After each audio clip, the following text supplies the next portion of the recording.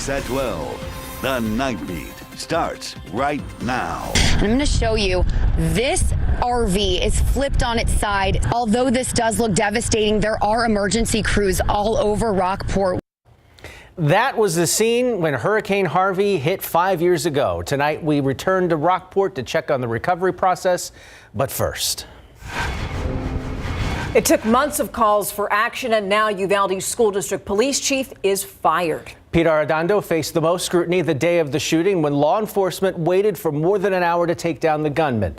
19 children and 2 teachers were killed 3 months ago today. And the night team's Lee Waldman joins us now live from Uvalde. And Lee, you know, parents were left waiting for today's decision while the school boards deliberated behind closed doors.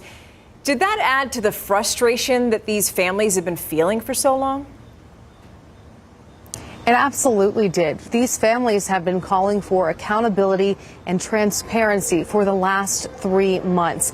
Now, you'll remember it took Arredondo to be placed on leave nearly a month after the shooting took place, first with pay and then without pay. Now, in July, the district did make moves toward his termination, but that was twice delayed at the request of his attorney. Now, while the school board deliberated and before they made their official announcement tonight, the families present held their own meeting. The cause exists to terminate the non-certified contract of Pete Arredondo effective immediately. All in favor? Motion passes unanimously. No applause or cheers from the families in mourning at the news of Pete Arredondo's termination. Instead, they quickly filed out of the auditorium, holding pictures of the ones they love. It took 3 months to get him fired. This should have been done right from day one, from the beginning. On this 3-month anniversary of the shooting, families took control of the board meeting, talking about their loved ones as the board met in private. Love his brothers and his sisters, and every morning he made sure to tell me he loved me before he went to school. He loved hanging out with his mom, making TikToks and Snapchat videos. I'm Xavier's mom.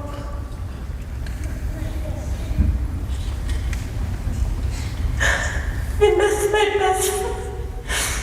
Children, some survivors from Robb Elementary, using their young voices to call for action, accountability. I had messages for Pete Arredondo and all the law enforcement that were there that day. Turn in your badge and step down. You don't deserve to wear one. To change, enough is enough, and we need to change the gun laws to 23 so people that are young, they will not have to buy a gun. A moment of joy as well. AJ Martinez, another survivor from 112, celebrating his birthday with his new family. A family connected by tragedy, bonded in strength. Happy birthday, dear AJ. Happy birthday. Now, the auditorium was full tonight, but noticeably missing was Arredondo and his attorney. They sent a statement to the board just before 5 o'clock, saying in part, quote, Arredondo argues his safety and that of his attorney could be at risk tonight, and quote, Chief Arredondo will not participate in his own illegal and unconstitutional public lynching and respectfully request the board immediately reinstate him with all back pay, unquote. The board voted also tonight to ratify Arredondo's leave without pay. Live in Uvalde, Lee Waldman, KSAT 12 News. While Arredondo faced much of that criticism, he's not the only one that parents want held accountable. There's also scrutiny on Uvalde's acting police chief, who's still on leave, and also DPS continues an internal investigation into its own response that day. As you know, this community in Uvalde is struggling to heal, and we've seen that kind of pain before. After the shootings at Sandy Hook Elementary, Columbine High School, and Marjorie Stoneman Douglas High School. The night team's Patty Santos tells us that leadership from those schools teamed up to help others with a guide to recovery handbook. Dude, if I got shots fired. We need to be able to help those who don't know where to turn. Michael Bennett knows how traumatizing, how overwhelming, and how heartbreaking a school campus shooting can be because he survived one. Before the assistant principal could get the gun down, he was able to fire off a shot that struck me in the leg. I was able to crawl into a classroom to safety where there was a teacher in a class full of 10th grade students and just huddled up against the wall. It happened in February 2004 in New York, but every time he hears about a new school campus shooting, the emotions are raw.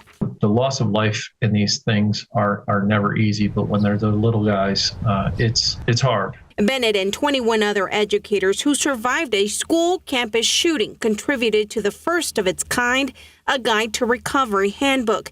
It was unveiled at the Columbine High School Memorial Site. To let people know they're not alone when they have to deal with something like this. The handbook is meant to help with questions like mental health support, reopening of campuses, and commemorations after a tragedy. Members were quick to reach out to Uvalde. In Uvalde, they're really struggling to go back in that building. One of my colleagues from the elementary school has reached out and they have started dialogue on that. The handbook is just a guideline. Bennett says recovery takes a really long time. For me, it's been somewhat therapeutic to take something that I've been dealing with for 18 years and really finally feel as though I'm contributing to helping others deal with some of the stuff that I had to deal with. Patty Santos, KSAT 12 News.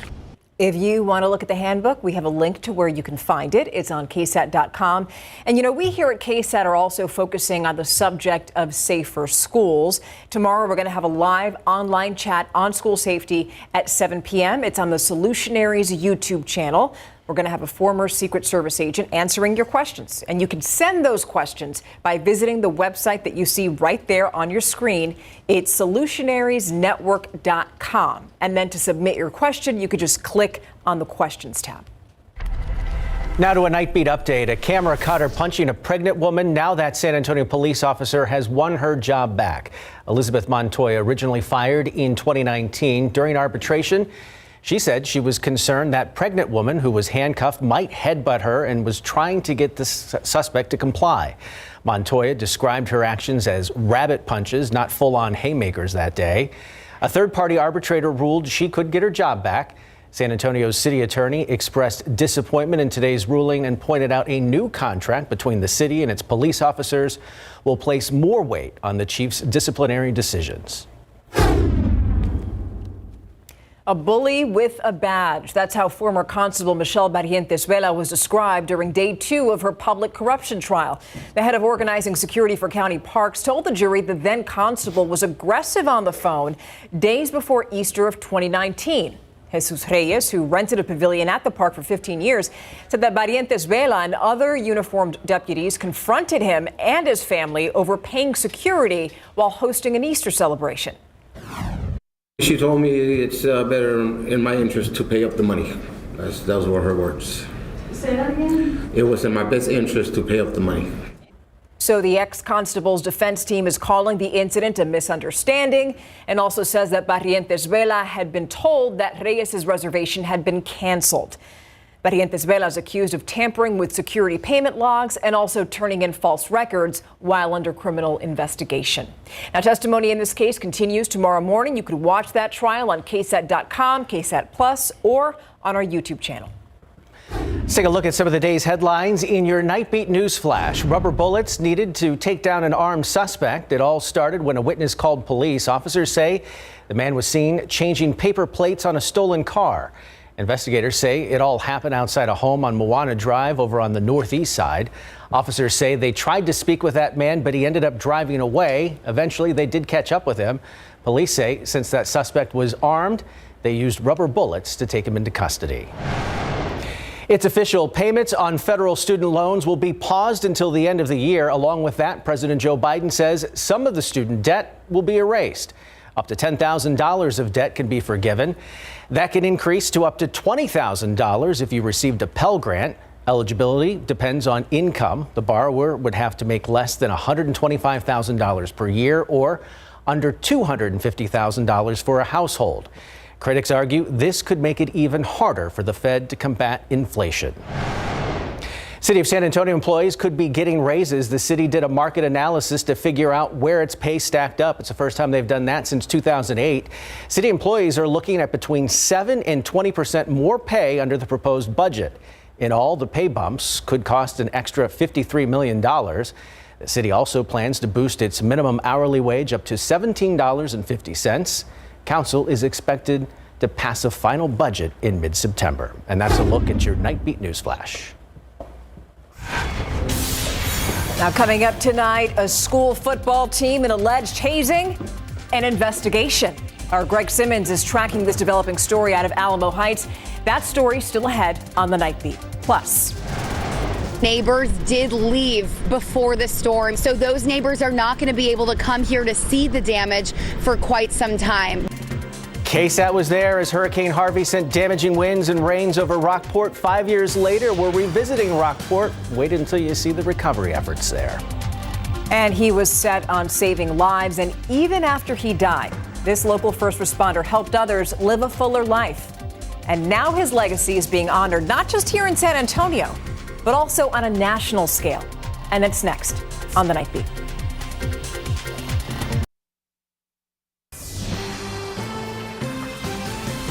One San Antonio man's legacy is going to live on. More than 2 years since his death, Asante Contreras' name is going to be honored on a national scale. He helped save lives as a first responder, and he improved lives after he died by becoming an organ and tissue donor. Now, Asante Contreras is going to be one of 44 people honored in the Rose Parade ahead of college football's esteemed Rose Bowl this season. Contreras was just 20 years old when he was hit and killed by a wrong-way driver back in 2020. He was a first responder who had just passed his paramedic exam. His life was cut short before he could attend his graduation ceremony.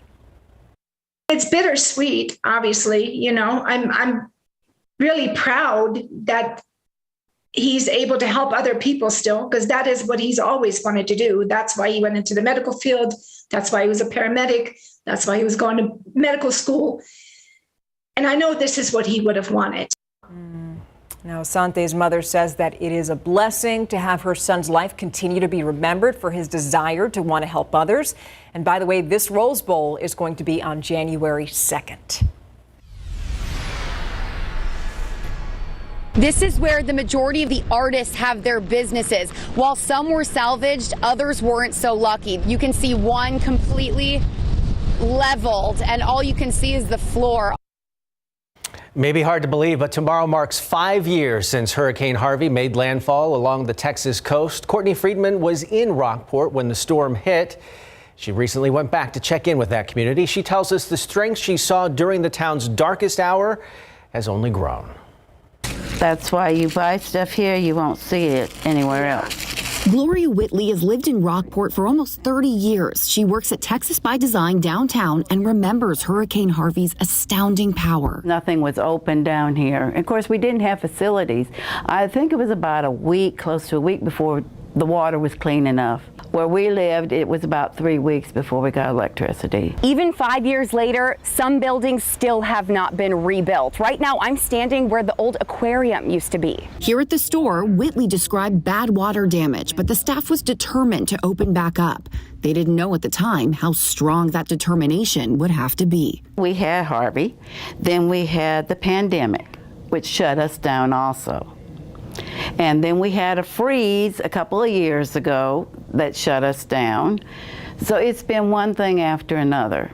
A strong sign of vitality in the town lies in these small bait shops. You've got some fish in there and crabs in there. And if you think about when the hurricane came through here, destroyed this entire building, without the bait, the fishermen can't come, they can't spend money in hotels and restaurants. If you think about it, the entire economy of this area depends on these shops. While drought and inflation are now affecting the shops, they're still open and welcoming customers. I have to say that this is the best summer we've had. Ever since Memorial Day, it has been busy, and it's thanks to the people of San Antonio and the surrounding area. And also thanks to the true grit of a community that has just refused to give up. Courtney Friedman, KSAT 12 News. Now, coming up tomorrow at 5 and 6, Courtney brings us back to the school in both Rockport and Port Aransas. Both school districts were completely shut down after Harvey. We'll show you how far they've come in the past 5 years. You know, I spent some time there in Corpus Christi. I was there for 4.5 years, and I was there reporting when Harvey happened too. And it was just amazing what these people went through. I mean, completely wiped out. It's just nice to see that they're definitely rebuilt already, and they just don't lose that spirit. They could use some good luck there for a while after all they've been through. Yeah, Courtney had such good points there with, COVID, the freeze, so many elements compounding. Yes.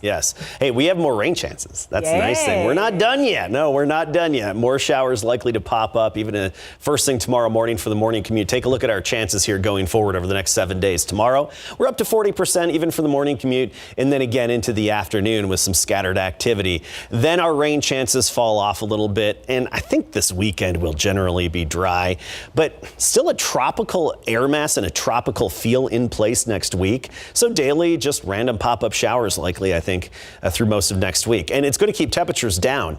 We've been under 100 for a while now, and I think we'll be mid-90s at most in the extended forecast. So Sunday about 94, 95, and then middle of next week about the same.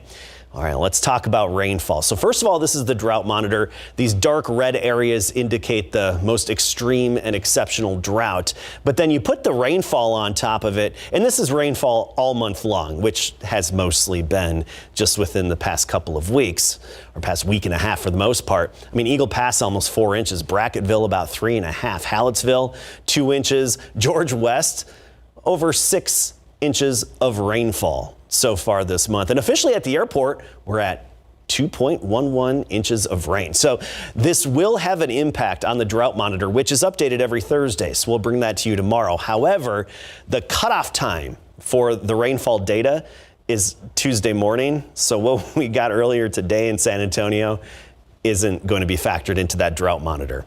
But still, we'll be putting a dent in the drought. That's nice to see. Not much left on the radar screen. Actually, everything's pretty much done right now.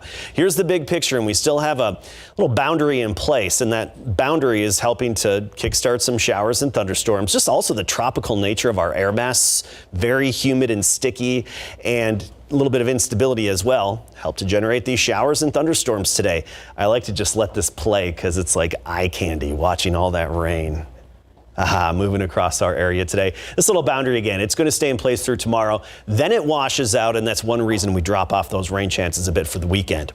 Today, 90 for the high temperature. The average being 95, below average obviously today, and 1.5 inches officially at the airport. But I did see some radar estimates.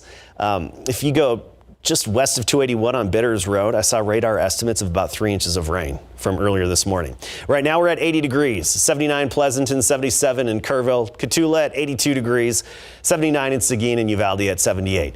Here's the kicker though, it is humid. I mean, very humid and sticky outside, and we're not going to see a drop in that humidity anytime soon. Even in the afternoon, when we often see that dew point fall off, it's only going to drop a little bit. It's going to remain in the oppressive levels. Tomorrow, 75 at 7 a.m., scattered or widely separated showers here and there across south and central Texas. And then into the afternoon, back up right near 90 degrees with a easterly wind at about 5 to 10 miles per hour. And we talked about those rain chances and temperatures, below 100, and rain chances falling off a little bit as we go into the weekend. All right, Adam, thank you. All right, Greg, high school football season kicks off tomorrow night. One local district facing some problems in their program. Well, it's a hazing incident that occurred last week. There's some pretty graphic details about what happened on social media, but what started out as a hazing incident is now a police investigation. When we come back, more about what happened at Alamo Heights High School, and Tyron Smith injured for the Dallas Cowboys already. Coming up. The Alamo Heights Police Department has confirmed to KSAT 12 that an open investigation is underway into a hazing incident that occurred last Friday night involving members of the Alamo Heights football team after they were notified by school personnel. According to sources and not the Alamo Heights School District, the reported hazing incident involved juniors who made varsity for the first time, and that one of the students suffered skin reaction, burns to his lower body, had to be taken to the emergency room. A number of varsity players have been suspended for 2 games, according to the same sources, the number of which has not been confirmed. Athletic director and head coach at Alamo Heights, Ron Ritteman, told KSAT 12 Sports that he cannot comment on the incident because it involves disciplinary action with students, but he did confirm that the Mules will play their season opener this Friday night against the Matadors in Seguin. A spokesman spokesman for the Alamo Heights Police Department added that this is an open investigation. They're looking into all details of the alleged hazing incident. Now, they did release this statement later this day today. Last week, the district received multiple messages through our anonymous tip line regarding safety concerns and allegations of misconduct by some players on the football team. The alleged incident did not take place on AHISD property, nor was it during school hours. District administrators and coaches had no knowledge of any allegations prior to receiving the reports. The district immediately investigated the matter thoroughly and took appropriate action. Because of student confidentiality laws, the district is prohibited from sharing any additional information. KSAT Pigskin Classic 2022, presented by your San Antonio area Chevy dealers, is now just 3 days away, set for this Saturday in the Alamo Dome, with the first game set to kick off at 11:30 a.m. Involves 6 all-ranked teams in a triple header, starting with Smithson Valley and Reagan, followed by Judson and Johnson at 3:30. The nightcap is number 1 against number 2 when Brennan hosts the Steel Knights. Tickets still on sale at all Las Palapas locations. Camping with KSAT, powered by Davis Law Firm. Dallas Cowboys put on a show in front of a packed house at the Ford Center as the Star last night for Cowboy fans who got their first look at their team since returning from training camp in Oxnard. And Micah Parsons is still a force to be reckoned with, coming off his super rookie season. Here he blows by former Steel star Terrence Steele to score a sack on Dak Prescott. Then Prescott is able to find CeeDee Lamb for a 45-yard gain, giving the fans plenty to cheer about last night. For Parsons, this looks like where he's picking up where he left off. I'm really just ready to get to week 1.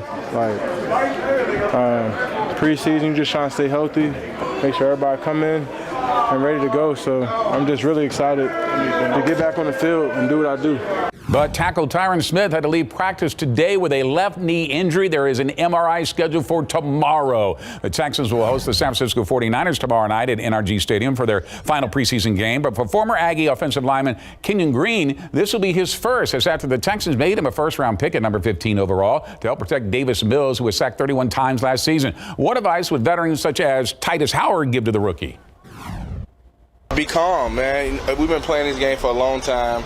I mean, the level will get harder and harder as you increase it. But Kenyon's a good player. It's the reason he was taken 15th overall. So he just go out there, play his game, be calm, just let the older guys, talk to him, get him going. I think he'll do a good job. All right, kickoff tomorrow night at NRG Stadium, set for 7:15. Our big game coverage previews take us to Pleasanton next. Our big game coverage previews take us to Pleasanton High School, where it's home to the Eagles. Head coach Stephen Lisko welcomes back 10 starters, 6 on offense, 4 on defense, off a team that went 9-4, were regional semifinalists last season. Among the starters back this year, quarterback Sean Ramos, who threw for over 2,400 yards, 33 touchdowns, along with wide receivers Jaden Palacios and Diego Luna, who combined for 32 total touchdowns. And on defense, linebacker Jace Krauskopf, who had 147 tackles to his name. It feels good being in this district because we're considered the top district, so our goal is to win it, and if we win it, but if we win the top district, what does that make us, Our goal is to win district and then go make a good playoff push, and that's all we want to do as a team. The standards have been set, and we want to keep that bar high, and our non-district schedule is pretty up there too. Got to play, good people, and our kids are excited about that. All right, the Eagles kick off their season this Friday night at home at 7 p.m. when they host Antonian as part of our big game coverage road trip. The Madison volleyball team earned their first victory in District 28 6A play last night thanks to the timely plays. Jaden Jones and Aubrey Lissy powered a Mavs offense that won a tightly contested first set 26-24, then rallied late to win the decisive fourth set 25-23 and an eventual 3-1 victory. We just had to stay calm because if we would have freaked out, we would have just left that and it wouldn't have gone well. But we stayed calm and told ourselves that we're able to do anything that we say we can. The Mavs are now 8-10 overall. We'll head to Smithson Valley for the Texas Showdown tournament starting on Thursday. And speaking of Thursday, tomorrow's the first night of the high school football season. We'll be live out at Alamo Stadium, my former home stadium, of course. Kicks off a lot of exciting football. We're ready. All right, Greg, thank you. We'll be right back in 2 minutes. Right near 90 degrees for the high temperature again tomorrow. Far cry from the triple digits we've been very accustomed to this summer. And more rain chances, even for the morning commute. Not everybody's going to get it, kind of like what we had today, where just scattered in nature in the morning and the afternoon, then some lower rain chances through the weekend. All right, Adam, thank you. And thank you so much for joining us tonight. Good Morning San Antonio starts at 4:30. Steve's back tomorrow. Thanks for watching.